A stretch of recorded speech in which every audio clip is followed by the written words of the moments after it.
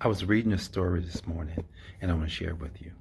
So, a group of mentees were hanging out with their coach. And as they were with their coach, the coach was going about the business of teaching them and showing them kind of how that business worked. And so they got to a particular circumstance. And the coach was like, man, you know what? Get rid of this thing. And so the coach just spoke out that this particular thing should go away. Now, the mentees did not know what he was talking about or if that would come to pass.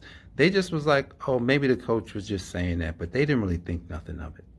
But the next day, they came back to where the coach was, where he spoke out and said that this thing needs to be removed. And they saw that the thing was gone. It was done. It was like, oh my goodness, like, how did you do that? How did you know that that was going to happen? Did you know this story is in the Bible? And I'm going to read the passage where Jesus actually responds to his disciples to tell them how they too can access this kind of power. He says in Mark, this is Mark chapter 11, and I'm going to start at verse number 22.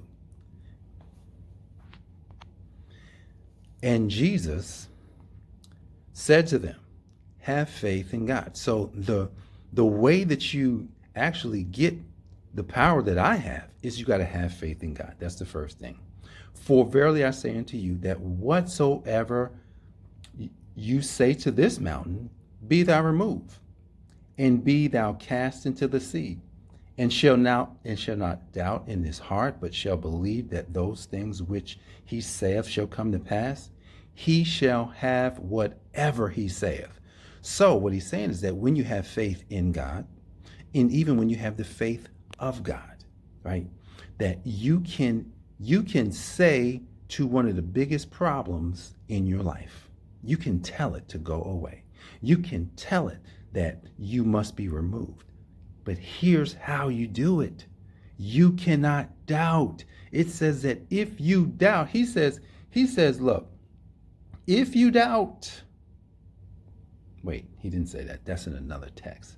He says, therefore I say unto you, whatever things you desire when you pray, that you should receive them and you will have them. So, what's the moral of this story? Never doubt. Never doubt the things that you think. Never doubt the things that you believe. Never doubt, the outcomes that you desire. That is literally the way that we don't get what we want. Is because we start to go back and forth, back and forth, back and forth, back and forth. I actually talked about this in my podcast a couple of days ago. And you don't want to go back and forth. What you want to do is, it says in Philippians that we should forget the past. Anybody ever had a problem forgetting the past? I may have used to have a problem forgetting the past. I don't have a problem forgetting the past anymore. Because what I realize is I've already taken advantage of whatever is in the past. Meaning, if there was something good in the past, I already got it in the present. And because I have it in the present, I don't have to think about anything that's back there.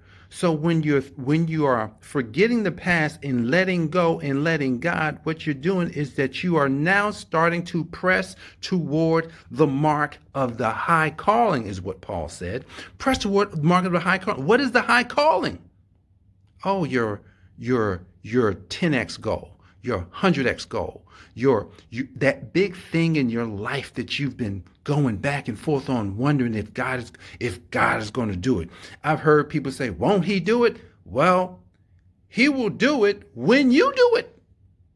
So we should know today that if we doubt, do not expect it to happen. But if we believe and we expect in our heart that whatever we saith and whatever we desireth, he said, you can have it and it will be yours. So today, on this 29th day of the year of the leader, remember today that you are worth it. Your desires are worth it. And give yourself permission today to have them. God bless you guys. I'll see you on the next one. Peace.